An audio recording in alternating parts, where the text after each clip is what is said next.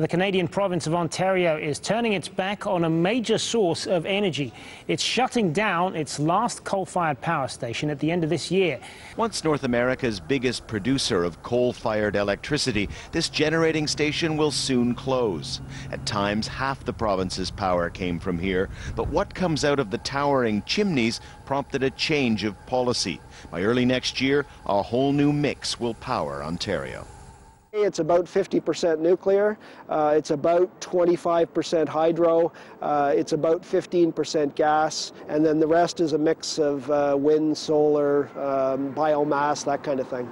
Just an illustration of the era that's ending here. Once this area had more than 2 million tons of coal piled high. Now it's almost gone. And the view that's left behind is of the type of energy that this part of Canada thinks just might power its future.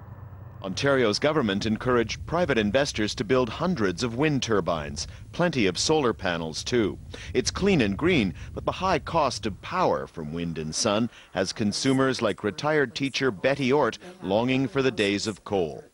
I'm all for keeping the air clean, but wind is never going to replace what coal could produce, and it's just so costly.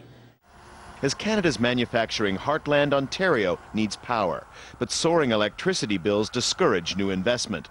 The switch from coal to cleaner energy could hurt an economy still recovering from the last recession.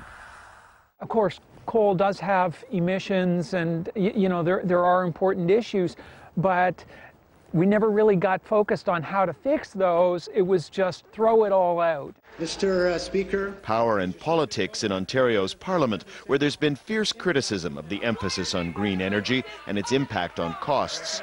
The architect of those plans defends them robustly. You know what? We've got to stop shooting ourselves in the foot. It just makes sense to do it.